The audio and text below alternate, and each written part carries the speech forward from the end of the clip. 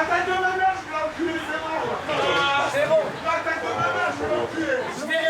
2 secondes. 2 secondes, s'il te plaît. S'il vous plaît. Je veux juste voir ce putain de c'est mort. Elle est complètement tarée. Elle est complètement tarée. Entre ces deux femmes, une rivalité amoureuse a dégénéré à coups de barres de fer. Les policiers veulent les placer en dégrisement. Non mais c'est dégueulasse. J'ai rien à faire là.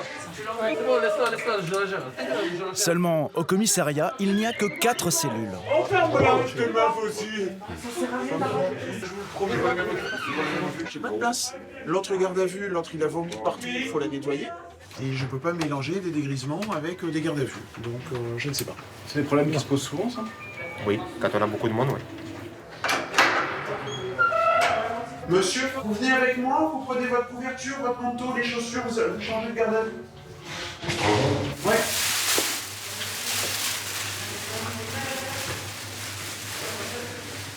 Ce soir, ils seront jusqu'à 6 dans cette cellule de 5 mètres carrés. On s'embrouille à cause des meufs, quoi, c'est tout. Car les arrivées s'enchaînent.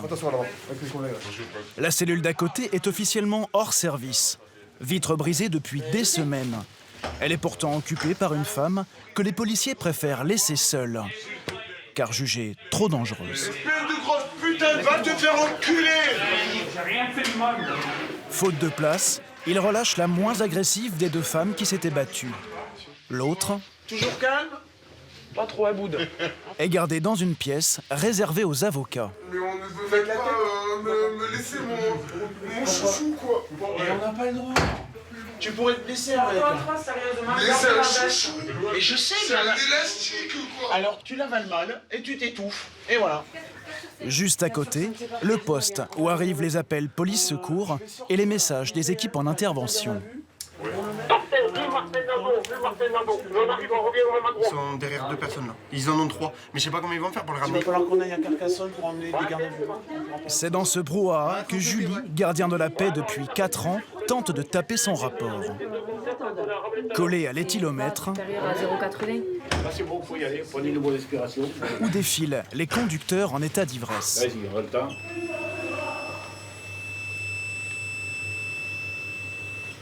C'est bon, c'est bon. Encore 10 minutes, je serai à 0,40. Dans des conditions comme ça, je mets 3 fois plus de temps que ce que je devrais mettre. La salle, on n'a même pas de salle de rédaction. On doit écrire au milieu des gardes à vue, au milieu des appels 17. Enfin, c'est une catastrophe. Bien joué, ça. Bien joué. Une soirée comme tant d'autres au commissariat de Narbonne. Pendant 10 jours, nous avons suivi au plus près le travail de ces 130 policiers dans l'une des villes les plus pauvres de France.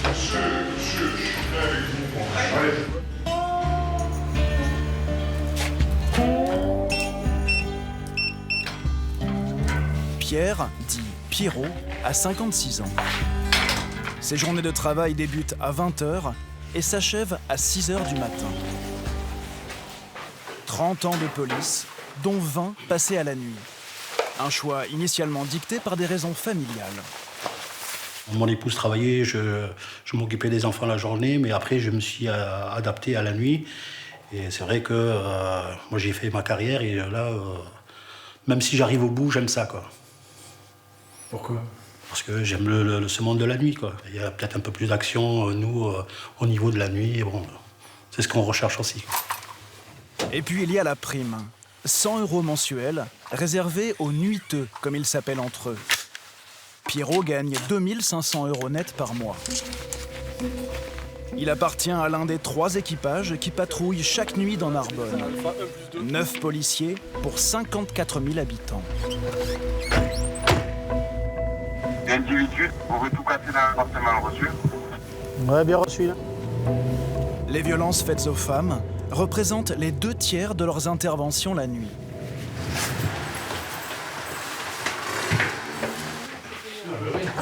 Bonsoir. Putain, mais qu'est-ce qui s'est passé?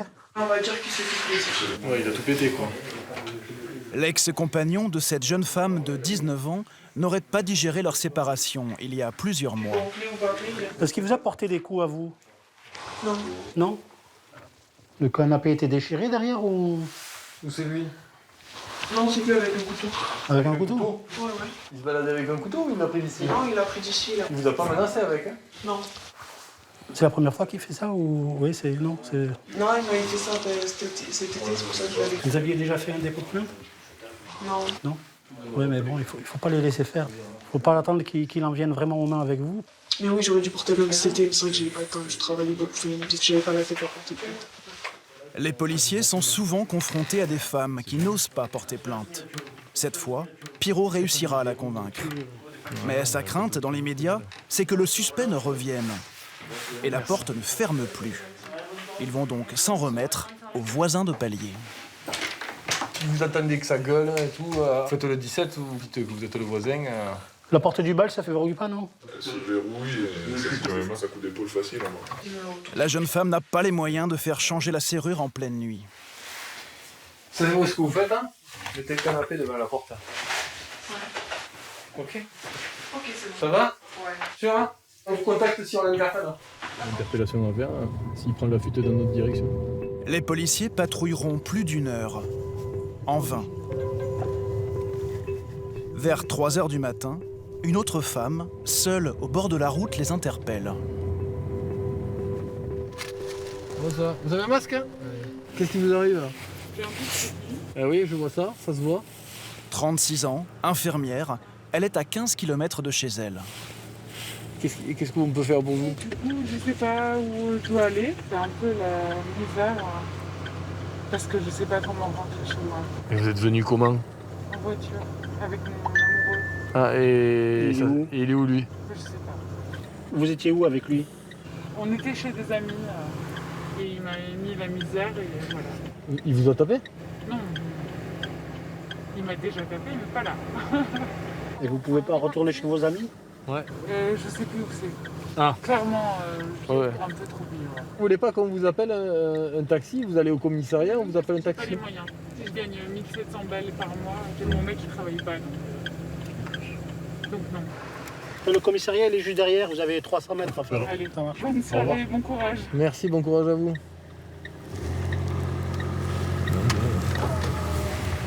Ne vous inquiétez pas de la laisser toute seule dans cet état-là, cette dame.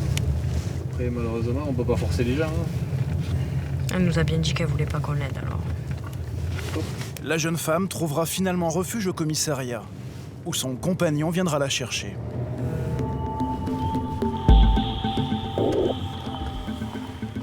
Apparemment, elle aurait une arme avec elle, qu'elle va nous remettre. Et il y en aurait d'autres à son domicile. La brigade anticriminalité vient elle aussi d'être appelée par une femme en détresse. Cette fois, l'affaire semble Le grave. bail est à son nom. Elle dit avoir été séquestrée chez elle par son ex-compagnon. Elle a 20 ans. Nous l'appellerons Clémence. Sa mère l'accompagne. Il m'a tapé.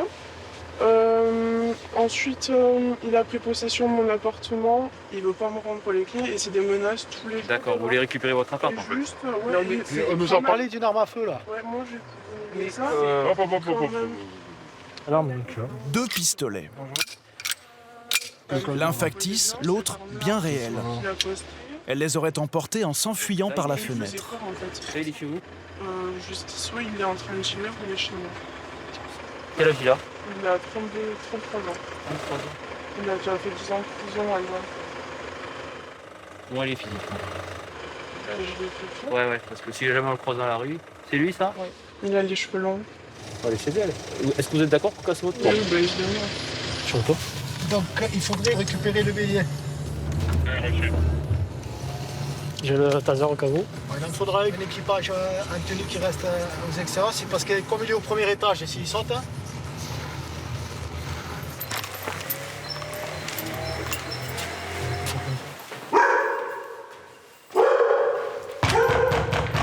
c'est la police. Ouvrez. Ouais. Ah mais non. Elle va être dure à casser celle-là. Ah ouais? Il y a 3 points. C'est la première fois que Clémence revient chez elle depuis sa fuite, il y a 2 mois. Elle dit ne pas avoir trouvé plus tôt la force de prévenir la police.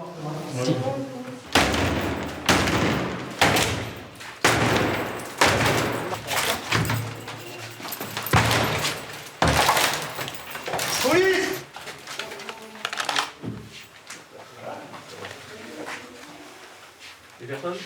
Ah, c'est... Vous venez, madame? Où c'est qu'il y a les armes, madame? Je sais pas, les dernières fois que je les ai prises, elles étaient là, mais je ne sais pas, c'est bon, mais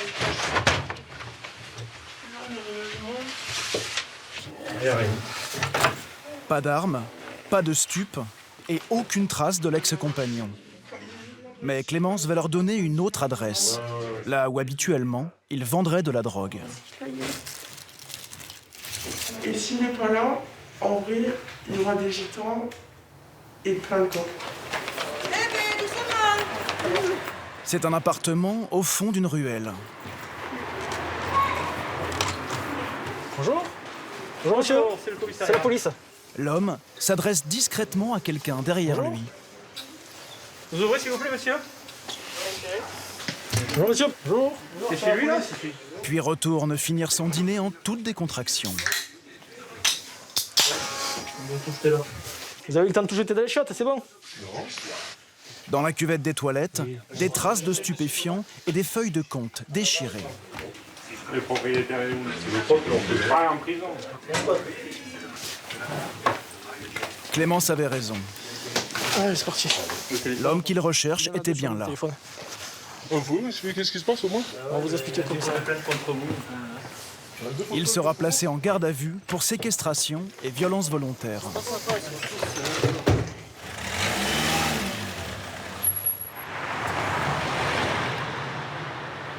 Et sur Forest? Non plus. Jérôme est officier de police judiciaire. Qu'est-ce que c'est ces armes? Il a 48 ans.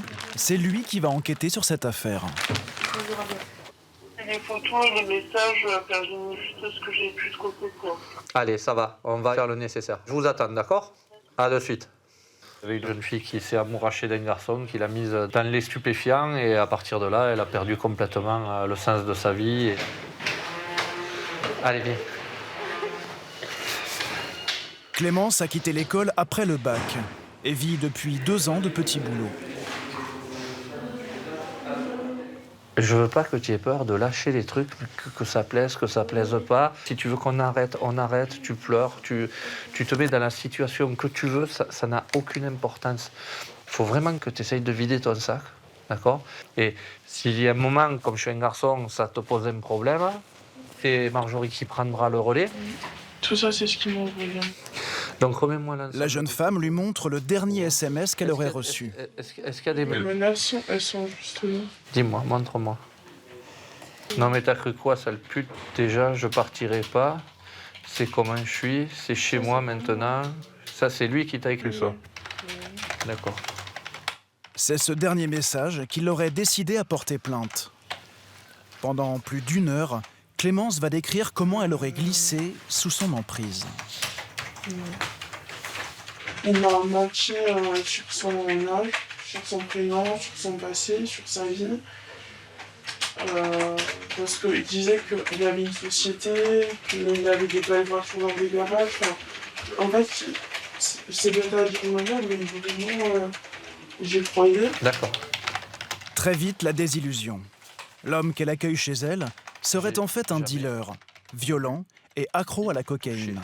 Il me mettait souvent des coups de poing, le plus souvent il m'a tapé les mains, il me prenait la main dans le dos, il me tapait la tête contre... Ça, c'était par rapport à quoi? Il trouvait toujours la petite bête, mais la vraie raison, c'est qu'il prenait de la coke. Quand il est dans un tout petit appart, il fallait quelqu'un pour qu'il se défoulait, et c'était sur moi. Puis la séquestration, pendant plusieurs mois. Il avait accès à mon téléphone tout le temps. Il répondait à ma mère, il répondait à tout le monde sur tous les réseaux. Il a toujours dit que si je partais, il me tuerait avant et après il se suiciderait. Je vais te poser juste une question. Est-ce qu'il t'a obligé un jour à prendre des stupéfiants? Oui. Moi, j'ai jamais pris d'héroïne de ma vie. Il m'a complètement obligé d'en prendre avec un flou pointé sur moi. Je vous cherche la bonne. À la fin de leur relation, accro aux drogues dures, elle aurait accepté de faire des photos, comme celle-ci. Il me disait de faire ça pour les mettre sur son compte Instagram. Et aussi des vidéos pornographiques qu'il menacerait aujourd'hui de diffuser sur Internet. Faut pas que tu aies honte de ça. Toi, tu es une victime, d'accord? Tu es tombé sur un sale type qui t'a fait faire des... Il va dire que c'est pas vrai. Ouais, il va te dire que tu l'as fait volontairement, que tu étais d'accord, et après c'est un engrenage. Ben, tu es jeune, voilà. Mais en vrai, je croyais en lui. Je croyais qu'il changeait. C'est vrai, mais on croit toujours et puis finalement, c'est pas... Et après, tu es jeune et tu as tout le temps de te construire. À la fin de l'audition, Clémence sera vue par un médecin légiste. Elle ressortira avec 10 jours d'incapacité totale de travail en raison de son état psychologique.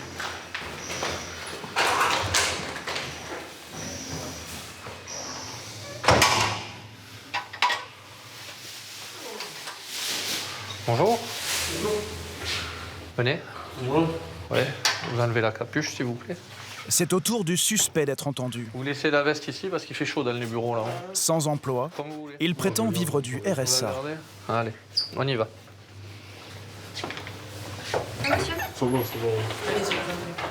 Il a demandé à être assisté d'une avocate, commise d'office. Tu peux faire déclaration spontanée, tu peux répondre aux questions ou tu peux garder le silence.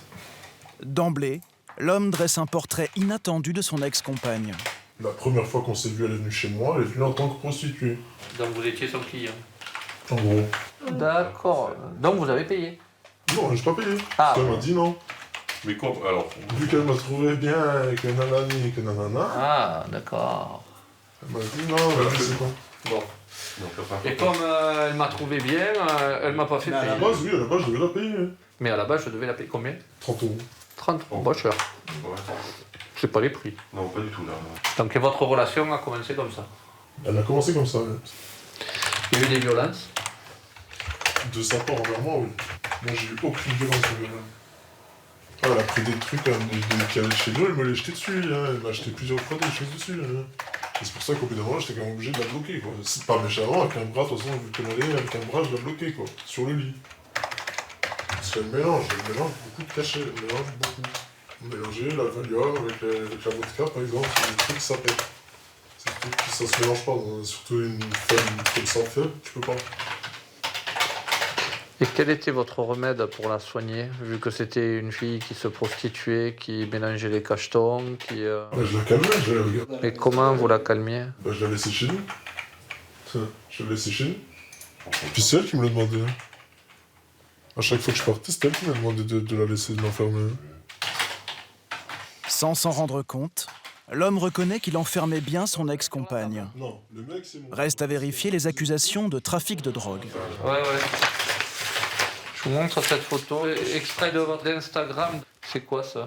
Elle s'amuse bien, non mais c'est des montages, elle est forte, elle touche tout en informatique. Qui s'apparente aussi à des produits stupéfiants. Sur les réseaux sociaux et sur le téléphone de Clémence, de nombreux clichés où il endosse la panoplie du parfait dealer. Ça c'est des faux billets, ça. Ah. Tellement magique. Bah alors les billets sont des faux billets. Mais elle, franchement, Waouh. À chaque photo, la même réponse. La photo avec les deux armes, c'est toi ou pas? Oui, c'est moi, mais c'est un montage. D'accord, c'est-à-dire que tu as pris la photo et dessus elle a rajouté les armes. Certainement. Hein. Aussi pareil, montage, elle vous fait prendre la pause et puis après elle rajoute les armes. On va pas jouer 50 ans. D'accord? Si c'est un système défensif, tu parleras au juge, après tu parleras à qui tu voudras. Mais on va pas faire joujou. Mais moi je vais pas prendre des trucs qui sont pas à moi. Ça, c'est à toi et c'est extrait de ton téléphone et de ton compte Instagram. C'est pas son compte Instagram à elle. D'accord? Donc c'est parce que c'est elle qui les a mis. Oui, c'est elle qui les a mis sur ton compte à toi. Oui. D'accord. Cette photo, c'est vous? C'est un montage? Non, c'est moi. Hein. C'est bien vous? Elle est réelle cette photo? Et quand on fait un zoom sur la ceinture, puisque c'est pas un montage celle-là, il y a 200 grammes de résine de cannabis. C'est super. Non mais ça je l'ai pas vu de loin, je l'ai pas vu. Non. Et ce qu'il y a à la ceinture, c'est quoi? Certainement du savon. Du savon. Alors ça doit être du savon. Vous vous souvenez pas de cette photo, les conditions et... Parce qu'en général, on ne se met pas... Je suis désolé, je vais être un peu vulgaire, mais on ne se met pas sur les burnes du savon avec une arme. Je sais plus quoi dire, c'est bon. Bah, moi non plus, je sais pas quoi vous dire là. Je peux plus répondre parce que... Je ne sais pas quoi dire, je ne vais plus répondre. Non. Il y a n'importe quoi. C'est n'importe quoi. L'interrogatoire a duré 2 heures. Jérôme n'a pas obtenu d'aveu Mais il a suffisamment d'éléments pour que la garde à vue soit prolongée.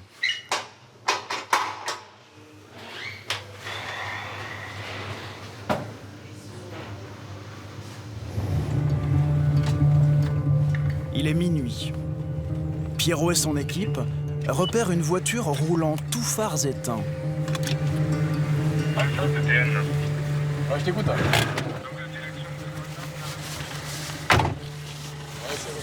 Vous avez une pièce d'identité? Vous n'avez pas de pièce d'identité non plus? Au volant, un homme d'une 50aine d'années. Pas de permis, pas d'assurance. Et sur le tableau de bord, un détail qui attire l'attention de Pierrot. Non mais attends, Nico, regarde sur le machin là. C'est pas de la coque ça, non? Si. Allez, vous descendez du véhicule, monsieur, s'il vous plaît. Dans le véhicule, il y a quelque chose ou pas, monsieur? Sûr?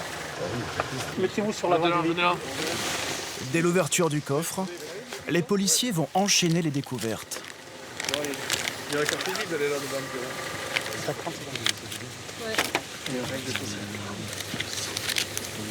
Donc j'ai compté, il y avait 1520 €. Ah, capitaine. Mais qu'est-ce que vous avez trouvé? 100 grammes de speed, une drogue à base d'amphétamine. Bravo. C'est quoi là, monsieur? Ça, c'est quoi ça? C'est du speed aussi? Elle se vend en moyenne 15 € le gramme. Le trafic, hein?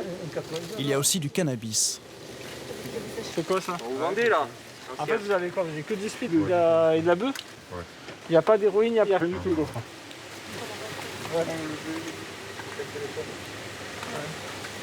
Capitaine, plein de bijoux de femmes et autres. Donc, capitaine, j'ai un sac là, avec une pièce d'identité qui n'est pas la sienne.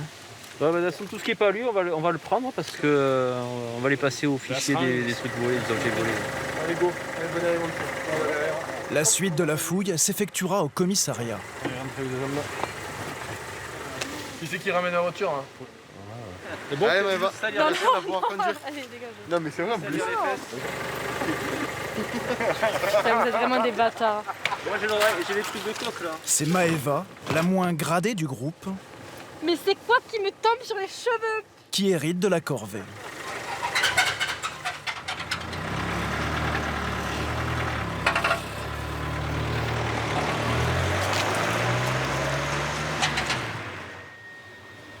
Usage de stupes, vol roulotte, fausse écriture, vol, escroquerie, usage. Bon petit pédigré. Impeccable. Hein. L'homme a déjà une dizaine de condamnations. Il est aussi positif aux amphétamines. C'est bon. Tac. Qui c'est qui vient à la voiture? Et dans ses affaires, ce chargeur. Vous avez ce qui va avec? On va me dire non. Vous avez un chargeur graillé de 1, 2, 3, 4, 5, 6, 7, 8, 9, 10 cartouches. Vous n'avez pas ce carabine qui va avec? À chaque fois, tu nous as dit non, on a trouvé quelque chose. Hein. Oui, oui. Est-ce qu'on va trouver autre chose dans le véhicule? Pourtant des choses, ils vont en trouver. Bien plus qu'ils ne pouvaient l'imaginer.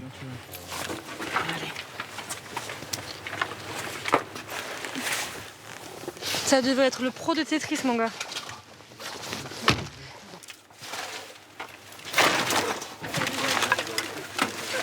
Je sais pas ce que c'est un truc... C'est une tête de je sais pas quoi. Pourquoi vous gardez une tête de sanglier dans la voiture, monsieur? C'est ce que j'ai trouvé. Non. Et vous avez trouvé une tête de sanglier, vous êtes dit je vais le ramener. Oui, oui.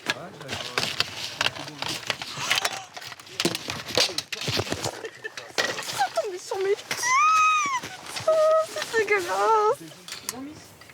Des jouets, de l'outillage, de l'électroménager, mais aussi des habits d'enfants ou des sous-vêtements féminins. Comment ça se fait que vous avez des carnets de correspondance de collégiens? Je sais pas, j'ai trouvé dans la poubelle aussi. Ça aussi, Pardon? c'est à vous? J'ai fait dans la poubelle aussi. Vous avez trouvé dans la poubelle? Vous comprenez que ça paraisse un peu bizarre qu'on sort de votre voiture. Hein. Ouais, je comprends. Après, il n'y a rien de volé. C'est des choses que je récupère. C'est toujours les trucs de l'Isère. L'homme est-il un prédateur, un voleur ou simplement quelqu'un qui accumule de façon compulsive tout ce qu'il trouve? C'est une carte européenne, tu sais? Ouais, mais ça appartient à quelqu'un. Tout à fait. Ah, mais oui, ça m'intéresse, moi. Qu'est-ce que vous cherchez, vous, en priorité? Moi, je cherche des objets qui lui appartiennent pas, parce que déjà, on a trouvé une carte d'identité qui a été volée en Narbonne. Tu l'as devant, le nom du gamin. Là. D'accord. Et puis enfin, c'est l'année, tu vois, c'est peut-être vieux. Hein. Ça annonce un travail colossal derrière tout ça, non? Le problème, c'est que c'est vendredi. C'est vendredi, c'est mort. Pourquoi ça? Parce que ça veut dire que si on veut mettre le paquet sur cette affaire-là, il faut qu'il y en ait qui viennent travailler le week-end. Et on n'a pas les moyens de le faire.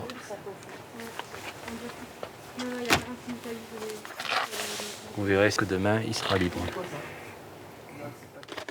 Le procureur écartera la piste d'un prédateur ou d'un voleur. Rien ne permet en l'état de le relier à une agression. Rien ne prouve qu'il a lui-même volé ces objets. T'as de la famille sur Narbonne? Tu as de la famille sur Narbonne? Ils sont décédés. J'avais 3 ans, et ma mère j'avais 18 ans. Et après, c'était dans l'héroïne pour faire oublier le décès de mes parents. Je pense qu'il va falloir te faire aider hein, si tu veux t'en sortir. Ouais, après, je vais m'en sortir. Tu as 52, c'est ça? 52 ans? 53 ans. Ouais. T'as pas de frères et sœurs, non? Si j'ai un frère, c'est pas depuis 20 ans. On va essayer peut-être essayer de reprendre contact avec ton frangin. Ouais, c'est sûr. Déjà, peut-être un lien familial, ça va te... Ouais, après, j'avais peur d'un refus de sa part. Et... Tu risques quand même peut-être de la prison, là. Hein? Ouais, j'imagine. J'imagine. On essaiera de t'en faire filer tout à l'heure. L'homme repart en cellule. Il sera remis en liberté 2 jours plus tard. Je te ramène un verre d'eau. Hein? Et jugé ultérieurement pour trafic de drogue.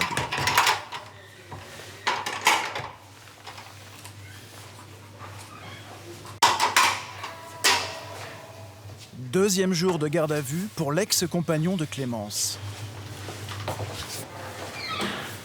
Allez, on monte. Bonjour maître. Cherchez mon masque, pardon. Jérôme, l'OPJ, est désormais convaincu que la plaignante se prostituait et qu'il était son proxénète. Reste à savoir si le jeune homme se montrera plus coopératif que la veille. Ah? Oui. Non, mais hier, c'est vrai que voilà, j'étais un peu tendu. Je crois que c'est un peu mal passé, dire. Bah. C'était l'école du rire, hier. Bah. Tu nous as sorti des grands sketchs. Oui, non, parce que voilà, Ah, le stress, ça se comprend. Ça va aller mieux. Allez, lors de votre rencontre, elle se prostituait.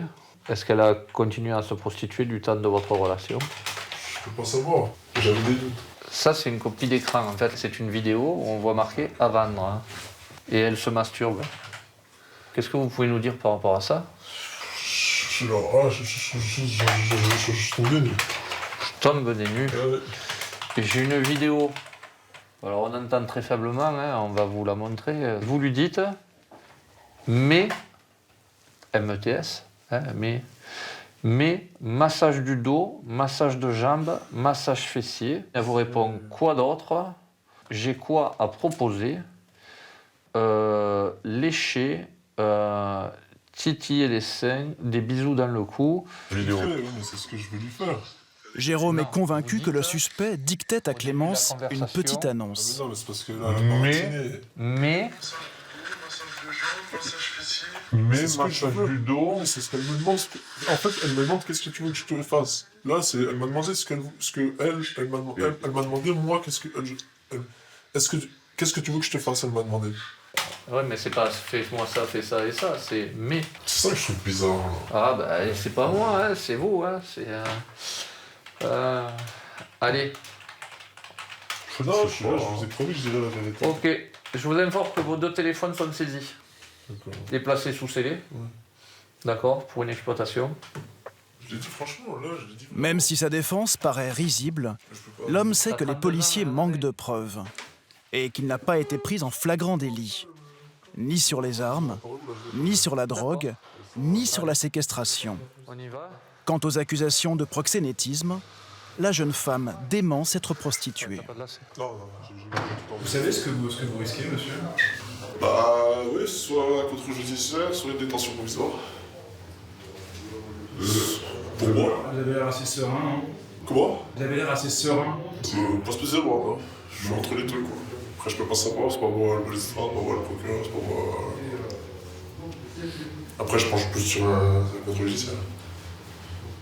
Pour s'assurer d'une condamnation, le parquet s'appuiera sur le certificat médical attestant des maltraitances et poursuivra l'homme sur les seuls faits de violence. D'ici son jugement, il est libre, mais a interdiction d'entrer en contact avec Clémence.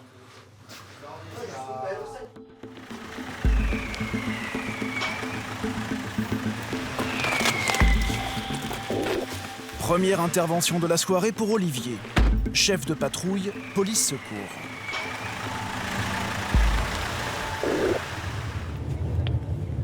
J'ai bien reçu. Entre-temps, je viens encore de recevoir 2 appels pour la même intervention. Ouais, c'est reçu. Un homme aurait tenté de forcer la porte de plusieurs appartements de cet immeuble. Bonjour, monsieur. Qu'est-ce qui se passe là? Expliquez-moi. Vous restez là, monsieur. Vous restez là. Vous restez là, vous asseyez, monsieur. Respecte les forces de l'ordre. SDF, il est bien connu des habitants du quartier. Inoffensif quand il est sobre, incontrôlable quand il est ivre, comme ce soir. Pour le calmer, une dame l'a accueilli en lui offrant un café. Voilà, depuis tout à l'heure, il tape sur les portes. Moi, j'ai une petite fille ici. Tiens, c'est bon. Reste là. Chez moi. Demain, je vous dis que ta mère. Après, on arrive. Le problème, c'est qu'à chaque fois qu'il est bourré, il vient, il fout des bordels, il tape sur la porte, il insulte tout le monde. D'accord. Nous, on ne fait que les décotes. Est-ce qu'il a tapé dans votre porte? Oui, il a cassé plusieurs portes, il pisse partout. Ouais, ça va, on va gérer ça. C'est cela que vous appelle pour rien. Et vous appelez, demande ma malice. Et va te faire enculer, fils de pute, je m'en ma gueule.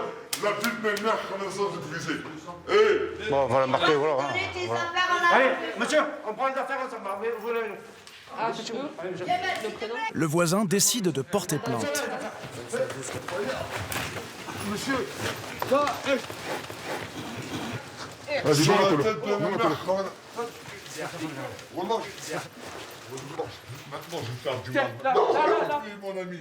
Mon ami, tu voulais voir sur le sud. Attends, eh bien, je suis au milieu, hein. C'est bon. Tranquille.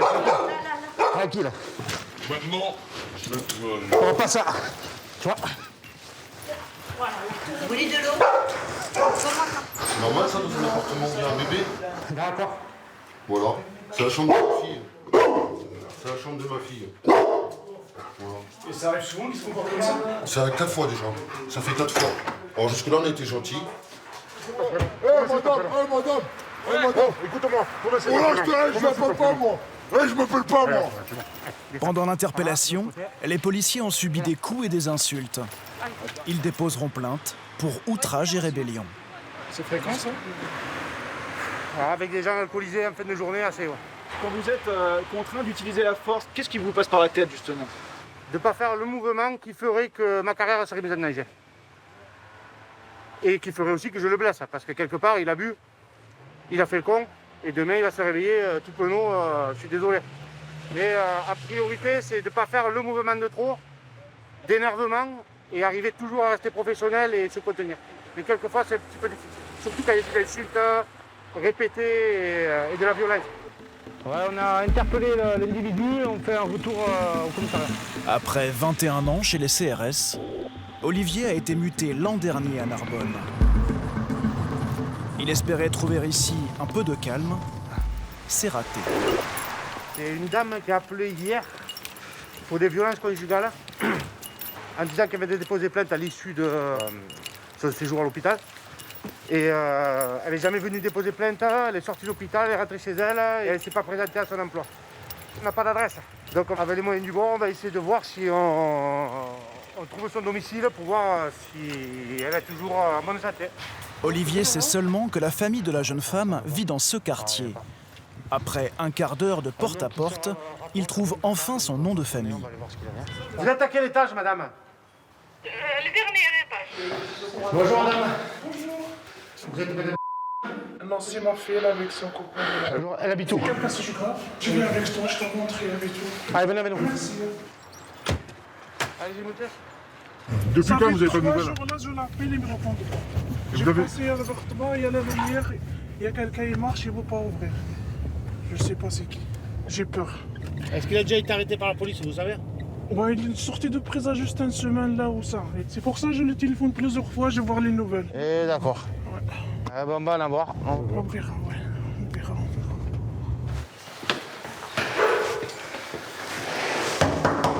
Police, ouvrez!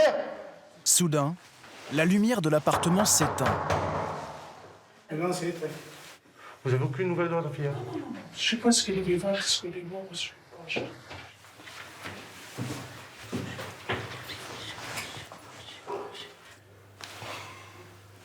Putain, ça passe pas. Je suis obligé d'aller en bas, ça passe pas. Hein. Je reviens.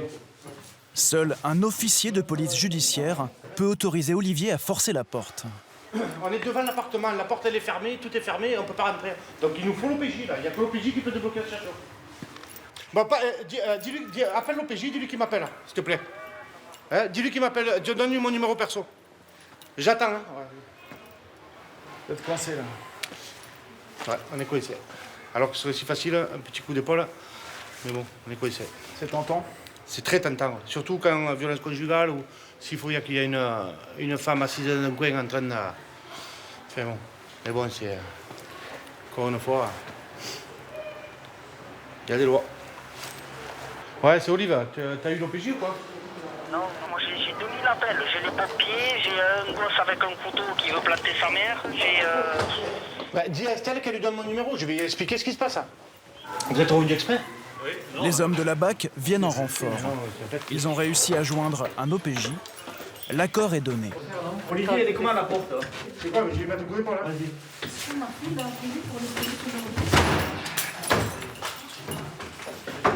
Police, vous êtes là? Comment vous ne pouvez pas? Et ben alors? Asseyez-vous, madame. Y'a plus personne? Est-ce que vous êtes en danger, mademoiselle? Non. Votre ami, il est où? Il est parti faire les courses que je vois et je sais pas où il est même. J'étais en train de dormir. Pourquoi vous ne répondez pas aux moments quand elle vous appelle au téléphone? Parce qu'on est en amour, normalement, elle ne me parle pas. Plus qu'une embrouille. La mère s'oppose violemment à la relation qu'entretient sa fille. Ma fille, moi, Olivier découvre qu'il y a quelques jours, d'autres collègues sont intervenus parce qu'elle était en train de battre sa fille.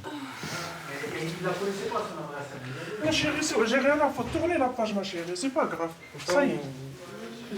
Non mais madame, elle a pas envie de la tourner la page. Elle a pas envie de vous parler. Elle a pas envie de la tourner la page. Ma chérie, ça y est. Elle est venue avec son compagnon, mais là, vous quittez les lieux. Voilà, elle va bien. Ouais, elle va bien, tout va bien. Allez, vous réglerez ça plus tard, hein, ça sert à rien d'insister. Allez, on va la laisser tranquille. Allez, venez, madame, venez. La jeune fille est majeure, sa mère n'a pas le choix. Elle doit partir. Qu'est-ce que vous ressentez là? On intervient sur un fait. On essaie de faire au mieux pour protéger l'intégrité de la personne s'il y a besoin. Elle n'est pas battue, enfin elle n'a pas de marque. J'ai regardé, elle n'a pas de marque. Elle veut que son compagnon revienne. Enfin, on est vraiment complètement impuissants. En France, les violences familiales représentent désormais la moitié des affaires de coups et blessures volontaires. L'une d'entre elles va mobiliser le commissariat pendant les 48 heures à venir. À l'heure du passage de relais entre équipes de jour et de nuit, Pascal, OPJ, briefe son collègue, Jérôme. Nous avons monsieur Turc. De la nuit dernière? Non, de là qui vient de rentrer. Qui est là pour des menaces de mort réitérées commises en raison de l'orientation sexuelle de la victime. Ah. En fait, il a appris par sa fille qu'elle était lesbienne et il a fait la route depuis le 67 pour la tuer. Donc tout va bien. Et dehors pour le moment. 800 km dans la nuit, entre l'est de la France, où vit la famille de cette jeune femme, et Narbonne, où elle étudie. À quel âge tu venais, la gamine? 19 ans. Et elle est en cours de plainte, elle est totalement terrorisée. Elle est comme ça, là. Son frère vient la récupérer, il arrive de Colmar, il sera là dans 1h30. Donc il y aura son frère à entendre. Qui ne va pas la tuer, lui? Non, normalement non. Le père est en garde à vue. Il a été interpellé devant l'université où étudie sa fille. Âgé de 52 ans, directeur d'un magasin de bricolage, il est né en Turquie et a passé presque toute sa vie en France. 96, ça vous fait quel âge, ça, du coup? 24 ans? Ah oui, c'était votre anniversaire. Jérôme commence par entendre le frère de la jeune femme. Étudiant en droit, il était au courant de l'homosexualité de sa sœur. Il est venu pour la protéger dès qu'il a su que leur père était en route. On vous a donné quoi comme information, du coup? Alors, tout simplement que mon père avait été mis au courant du coup de l'orientation sexuelle de ma sœur et qu'il l'avait très mal pris, disons qu'il a pété les plombs, tout simplement. La jeune femme n'avait jamais osé parler de son homosexualité à son père. Il l'a découverte par accident. J'étais en FaceTime avec ma mère. C'est à ce moment-là en fait où il a vu sa copine dans le lit. Du coup, je pense qu'il s'en doutait, et le lendemain, il l'a appelé et il lui a demandé précisément si effectivement c'était le cas ou pas. Et du coup, c'est à ce moment-là où il s'est mis très en colère. Pour apaiser la situation, le jeune homme décide alors d'aller voir son père. Ok, et votre père, en fait, ce soir-là, était dans quel état? Alors, dans un premier temps relativement calme. Je suis le seul en fait où il arrive à ne pas hurler directement et ne pas truc là où avec ma mère et ma soeur par exemple ça n'a jamais été le cas. Et au fur et à mesure en fait c'est monté en ton. Est-ce qu'il a tenu des propos menaçants devant vous? Ma soeur oui effectivement. Est-ce que vous avez souvenir en fait des propos exacts qu'il aurait tenus? Alors simplement qu'il allait dans les 2 semaines descendre à Narbonne pour égorger ma sœur et crier pour la victoire. Ce sont les mots exacts, ça m'a tellement choqué que je pense que je me souviendrai très longtemps. Ce qui est en cause, pour vous, c'est la personnalité de votre père, mais c'est dicté par un poids en fait de la tradition. Je comprends. En fait, c'est les deux. Mon père est d'un tempérament relativement sanguin, à la limite du violent, et disons que cette information-là était l'information clé. Et que je pense qu'il n'a pas réussi à la supporter et à la digérer comme ça. Il aurait pu la renier, et pour lui, en fait, c'est même pas la question de ma sœur est homosexuelle. C'est juste qu'il a peur du regard, notamment de sa famille, s'il venait à l'apprendre. Est-ce que vous pensez quand même, en fait, que quand il fait des menaces de mort, en fait, il est sérieux, enfin, qu'il est capable de passer à l'acte? Il a bien précisé et il a fait à maintes reprises qu'il allait effectivement descendre et qu'on était prévenu. Dès que j'ai su qu'il était là, j'ai compris tout de suite que s'il était venu, c'était pas seulement des propos destinés à nous faire seulement peur. Allez, par ici. Jérôme va maintenant entendre le père. L'homme ignore que son fils vient de l'accuser. Vous avez été placé par mon collègue en garde à vue pour des menaces de mort réitérées commises en raison de l'orientation sexuelle de la victime. La vie de mort, elle fait ce qu'elle veut. Hein. Si elle veut être homo, elle est homo, c'est pas ça le problème. Mon meilleur ami du lycée, il est homo, il vient chez nous à la maison, il emmène son ami, encore une fois, ça ne pose pas un problème. C'est pas ça du tout. Selon votre fille, vous êtes venu devant l'IUT de Narbonne et vous avez tenu à votre fille les propos suivants. Est-ce que je dois vous trancher la gorge pour que vous compreniez? Parce que s'il le faut, je le ferai. Ça, non, ça c'est pas vrai du tout. Hein. C'est pas du tout. Ça, c'est pas vrai du tout. Pourtant, il semblerait que vous ayez déclaré à votre fils, dans 2 semaines, je vais descendre à Narbonne pour égorger ta sœur et crier à la Wakba. Une réaction?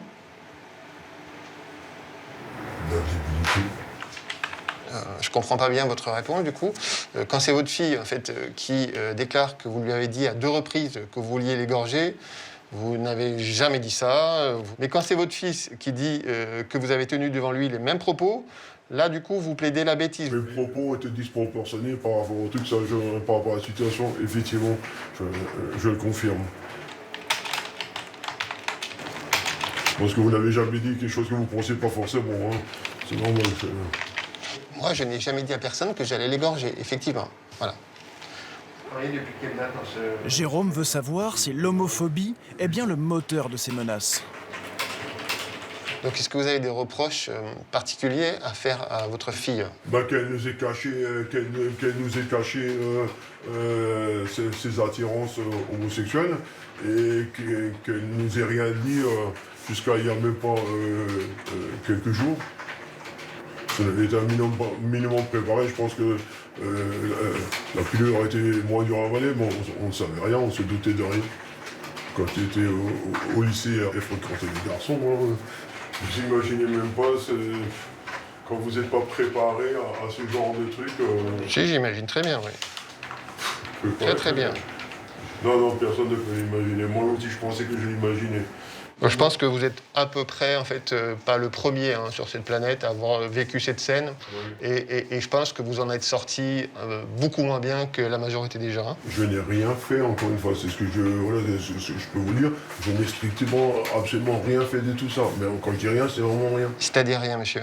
Je m'en suis appris à aucun, ni à ma femme, ni... Vous n'avez pas compris depuis le début, en fait. Ouais. Vous n'avez pas compris depuis le début, en fait. Oui. Alors là, cette infraction-là, menace de mort réitérée, commise en raison de l'orientation sexuelle de la victime, ça, c'est pas absolument rien. Ça, c'est un délit qui peut vous emmener en prison. Peut-être vous allez aller en prison, là. Peut-être. Voilà. Donc ça, c'est pas rien fait. Ça, c'est l'infraction qui vous est reprochée à ce stade. Je ne ferai jamais rien à ma fille, donc vous pouvez dire ce que vous voulez, ça ne me posera pas de souci. Ce qu'on aurait dû faire, en fait, monsieur, en fait, oui, c'est de filmer votre fille quand elle est partie de ce commissariat, là, tout à l'heure, oui, et de vous la montrer, en fait. Elle était comme ça, elle tremblait, elle a vomi plusieurs fois, ici, hein, elle a vomi, et elle était incapable de marcher, les gens la soutenaient. Et vous l'avez mis dans cet état-là, en fait. Voilà. À la lecture de cette audition, tout le monde qui va lire ce procès-verbal, il va se dire, non, mais lui, il est complètement à la masse, en fait. Il a rien compris de la gravité. Il a dit qu'il allait égorger son propre enfant, et il fait ça comme si de rien n'était, en fait. C'est pas de sa faute à lui, en fait. C'est de sa faute à elle. Elle avait qu'à le prévenir un petit peu. Bordel, pourquoi elle est sortie avec des garçons au lycée aussi? La pauvre. Non. Non, mais vous êtes complètement à la rue, mon pauvre garçon, hein?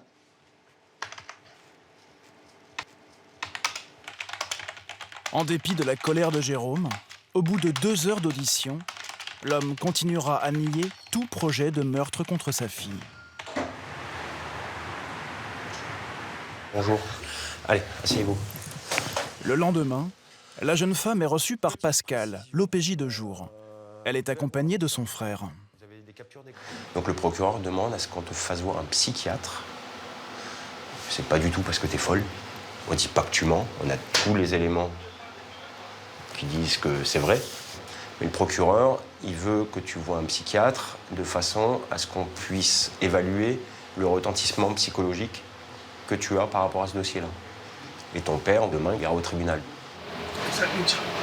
Ça peut être soit il est jugé dans la semaine, soit il sera jugé plus tard, mais a priori c'est ce qui est prévu, avec une interdiction d'entrer en contact avec vous. Et interdiction d'entrer en contact avec votre mère. C'est-à-dire qu'il n'aura plus le droit d'aller à la maison. Il n'aura plus le droit de venir ici.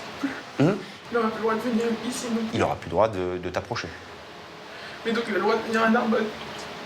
Il n'a pas le droit de t'approcher. Il n'aura pas le droit d'être sur Narbonne, il n'aura pas le droit d'être sur la ville où ta mère habite. Nous, le but, c'est de l'éloigner de vous, qu'il ne puisse pas rentrer en contact avec vous. Si jamais il rentre en contact avec vous, il commet une nouvelle infraction. Et là, c'est directement la casse-prison. Mais si jamais j'ai un doute, quoi, est-ce que je dois appeler directement le 17? Ah oui, il faut appeler. Tu as le droit de faire ta vie, hein, avec qui tu veux. C'est pas à toi d'être terrorisé pour ce qui se passe. C'est lui qui doit avoir peur plus. Oui, monsieur. C'est affligeant, hein. Au téléphone, le procureur en charge de l'affaire. Le magistrat vient de prendre connaissance de la déposition faite par la mère de la jeune femme. Elle a été entendue par les gendarmes chez elle, en Alsace. J'ai eu mon collègue gendarme au téléphone qui me dit que... attendez, je m'éloigne.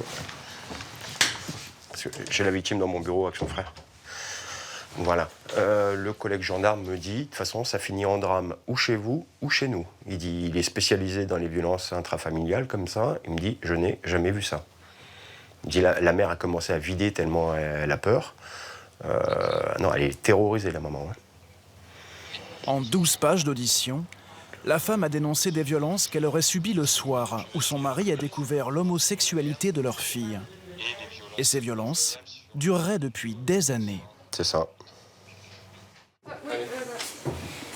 Cette fois, le mis en cause a jugé préférable d'être assisté d'une avocate commise d'office.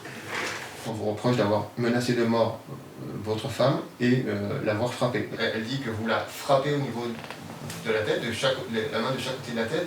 Elle ajoute qu'elle est tombée au sol, quelques instants après ce choc, qu'elle décrit comme très violent et que vous lui avez crié dessus pendant des heures, que vous répétiez sans cesse que cela ne se faisait pas, que ce n'était pas possible dans votre famille, que votre fille ne pouvait pas être lesbienne. Est-ce que vous avez souvenir de ça? J'ai pris et je l'ai poussé. Je l'ai poussé avec mes deux mains. C'est ça. Qu'est-ce que vous reconnaissez également l'avoir menacé de mort, votre compagne, au cours de cette soirée?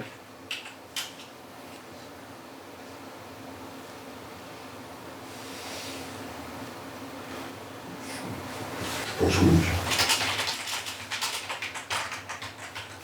Je précise que je le regrette terriblement, terriblement. Vous ne pouvez même pas imaginer à quel point. Même si demain c'est fini avec ma femme, c'est une très très belle personne, c'est une personne merveilleuse, courageuse, c'est une belle femme, c'est une femme d'intérieur. J'ai rien à lui reprocher, rien du tout. J'ai que des compliments à lui faire, donc je ne dis rien du tout. Vous envoyez à votre fille 2 clichés photographiques et 2 messages en lui disant « Tu devrais voir dans quel état est ta mère et j'espère que tu passes une bonne nuit car la nôtre est un enfer. » Pourquoi vous envoyez à votre fille ces photos en lui faisant croire en fait, que sa mère est effondrée de la découverte de son homosexualité? Ben je vois qu'elle voit qu'on n'est pas bien. Pourquoi en fait vous n'êtes pas bien?